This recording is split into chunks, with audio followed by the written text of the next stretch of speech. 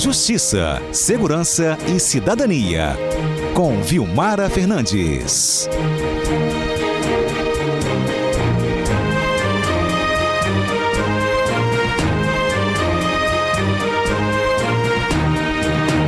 Ao destaque de hoje com a Vilmara Fernandes. Vilmara, bom dia. Bom dia, Fernanda. E hoje nós temos dois temas, mas vamos começar então primeiro com o julgamento, né, um júri popular que está acontecendo agora em Vitória. E só para lembrar aí os ouvintes, né, que eu não dei bom dia, mas bom dia a todo mundo. Bom dia. Nós estamos falando, citei na minha coluna hoje, sobre aquele caso, talvez as pessoas se lembrem, ocorrido em 2023, que teve uma perseguição por vários bairros de Vitória e terminou lá na Leitão da Silva, próximo a um hospital particular, e onde, em função do congestionamento, o carro ficou preso, e aí houve aquele tiroteio que praticamente parou a via, né? E se estendeu por alguns... Para a gente parecia que era interminável, né? Mas, assim, foi, assim, uma situação bem complicada, que demorou pouco tempo, mas assim, parecia bem longa, e que resultou em uma troca de tiros em meio às pessoas que estavam ali com seus carros, né? Foi dramático aquilo. Foi dramático, as pessoas ficaram muito assustadas, atingiram, até porque imagina quem estava dirigindo naquele ali, no meio de um congestionamento, aí de repente aparece um veículo sendo perseguido aí pelas viaturas, e os criminosos saltam do carro, começam a atirar, e aí a polícia precisa revidar, e aí ficou aquela situação. Enfim, Fernanda, o que aconteceu no resultado dessa troca de tiros ali é que houve, um dos criminosos foi morto naquele confronto ali, né? Então, eram 4 pessoas no veículo. Uma conseguiu fugir e não chegou a ser identificada. Uma faleceu ali, morreu ali no confronto. E as outras 2 pessoas estão enfrentando hoje o júri popular, que está acontecendo agora em Vitória, né? Eles são acusados aí de crimes, né, contra 4 policiais militares, 4 guardas de Vitória e um pedestre que foi ferido, né, nessa troca de tiros. Porque o que aconteceu? 9 eles são tentativas de assassinato contra 9 pessoas. Por que aconteceu ali, Fernanda? Esse carro, que eles estavam utilizando, ele já tinha sido utilizado, ele tinha sido roubado, e há informações de que ele tinha sido utilizado num homicídio 3 dias antes desse fato ter ocorrido na Leitão da Silva.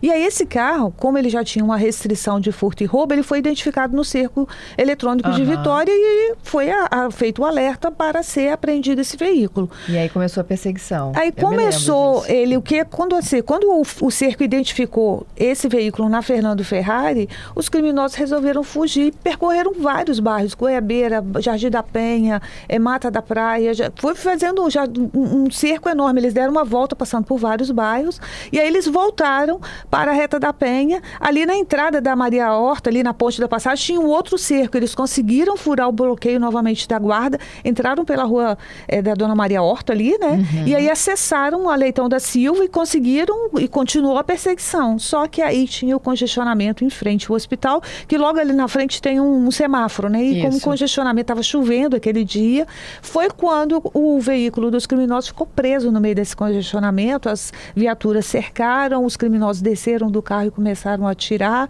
e aí fugiram para o bairro Itararé, um deles, os outros 2 conseguiram. Então, assim, a polícia conseguiu, no final dessa perseguição toda, conseguiu prender as 3 pessoas. O motorista do carro fugiu, não foi identificado posteriormente, e os outros 3. Um morreu ali no confronto, e os outros 2 foi baleado na hora e morreu ali no local. E os outros 2 que tinham fugido conseguiram, também foram detidos.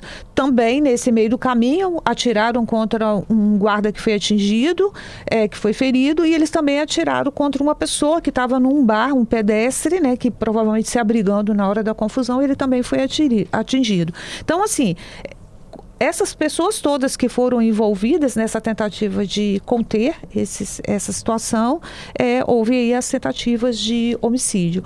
Como são 9 pessoas, né? Além das 9 pessoas que foram aí alvos das tentativas de homicídio, além das testemunhas, esse júri começou hoje às 9 horas da manhã, e há expectativa aí de que leve 2 dias, então ele só seja concluído na tarde de amanhã.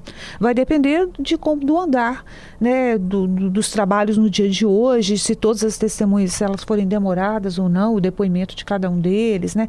Além, sempre tem ainda peritos, delegados, tem sempre várias pessoas que prestam depoimento dão o seu testemunho, né? Então isso às vezes atrasa um pouco o julgamento e a expectativa de que só conclua amanhã, Fernanda. Mara, até porque naquelas circunstâncias, né, daquele tiroteio, não só os guardas estavam em risco, porque estavam na linha de frente, mas todo mundo estava no congestionamento. Todo mundo. A gente postou hoje, junto à coluna, o vídeo que a gente publicou naquele dia, de parte da perseguição quando ela chegou ali na Leitão da Silva. Mas aquilo já vinha acontecendo, você imagina.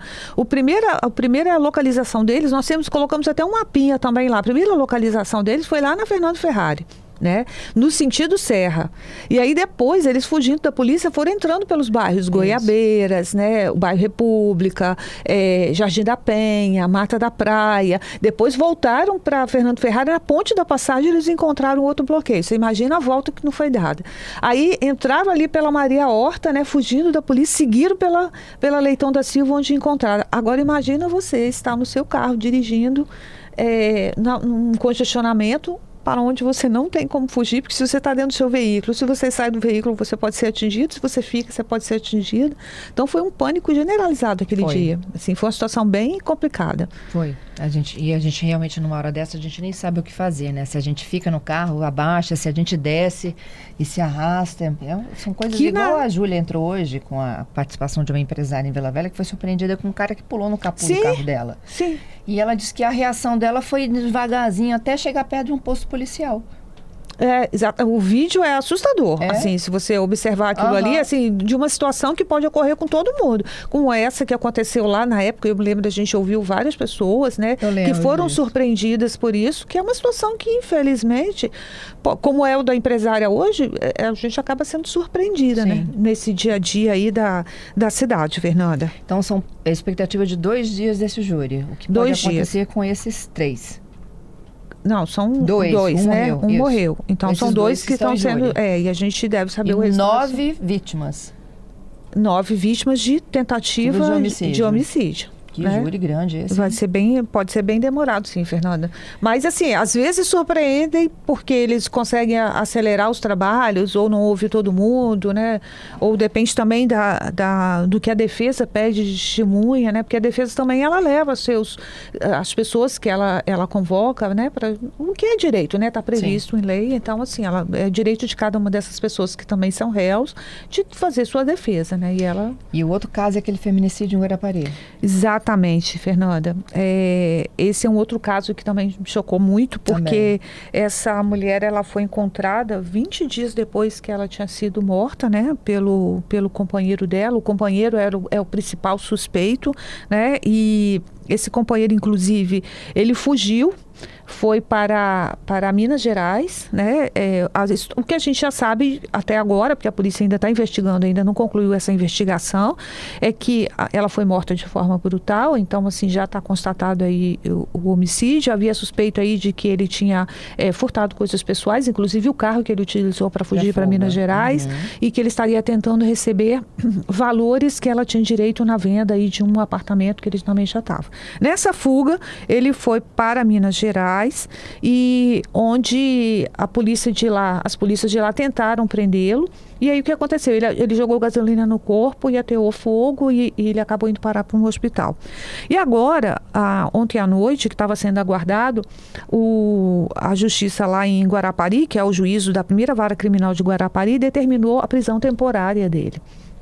E hoje pela manhã, a Polícia Civil já nos informou que o mandado de prisão já foi cumprido, e também nos acrescentou uma dúvida que a gente ainda não sabia como é que estava a condição dele, que ele segue internado num hospital em Caratinga, né, que após ele ter ateado fogo, ele estava no hospital numa cidade próxima. Ele já está no hospital em Caratinga, no setor de Queimados, onde foi cumprido o mandado de prisão. Ou seja, a unidade lá e o monitoramento agora é feito para uma pessoa que tem um mandado, que está presa, né? Já está detida. Ele está no hospital se tratando, mas na condição já de uma pessoa presa. Essa pessoa, Fernanda, uma curiosidade também que a gente já informou essa semana, que é o fato de que ele tinha sido condenado anteriormente em Anchieta pelo crime de uma outra mulher, um feminicídio. Crime, aliás, que tem as mesmas características deste, né? Porque ele era noivo, eles viviam numa cidade mais assim, em Anchieta, na região de Goiânia, se eu não estiver falando o nome. De Minas? Não, é aqui em Anchieta. Na região de Goiânia. Era de Minas. Não, nessa região ele era noivo e eles tiveram era um relacionamento marcado por muitas discussões, né? E num desses dias ele foi acusado de matá-la por asfixia com uma corda, um cinto, alguma coisa que ele usou, e ele jogou a noiva na piscina, né? E depois, após a asfixia, ele jogou ela dentro da piscina e cobriu a piscina. E ela só foi encontrada depois e ela não estava morta, ela morreu por afogamento, né? E aí nesse dia também, ele fugiu levando pertences dela, algumas joias, alianças e tal, e ele tinha informações de que ela também tinha uma quantia em dinheiro, na época em torno de R$200 mil, e aí o que ele fez? Ele pegou senhas, cartões e tudo para poder sacar esse dinheiro. Ele acabou sendo preso, esse crime foi lá em 2020, ele foi preso, ele foi condenado na ocasião, e aí há 12 anos de prisão, uma pena de 12 anos que ele começou a cumprir. Ocorre que o Ministério Público do Espírito Santo recorreu ao Tribunal de Justiça e esse julgamento foi anulado. Por quê? Foi dito que na hora que os jurados fizeram a avaliação dele, foi desconsiderado essa qualificadora que é o feminicídio, né? Porque ele era noivo dela, ele matou por uma relação de gênero ali, né? Então, ele desconsiderou o feminicídio e desconsiderou também o meio cruel, né, que ele matou por asfixia. E em função disso, o Tribunal de Justiça reconheceu e anulou o júri. Então agora ele vai enfrentar um novo julgamento também pelo caso de Anchieta. Mas ele já estava solto do primeiro homicídio dele? Já, porque ele tinha sido preso em 2020, tinha cumprido parte da pena e já estava solto. Por isso, nesse intervalo, ele reconheceu... Essa é a hora de dar um Google no nome dele, né, gente? Olha, para as mulheres que estão nos ouvindo, você já teria descoberto que tinha uma condenação de feminicídio. Isso é muito importante, Fernando, o que você está falando, assim, sabe? Você está entrando num relacionamento novo, dá uma pesquisada.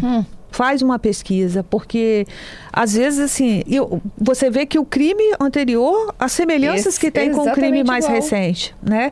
Então assim, não custa fazer uma pesquisa, né? Por mais que você ache a pessoa interessante, que você já esteja se envolvendo com ela, mas não custa dar uma pesquisada para saber quem é essa pessoa.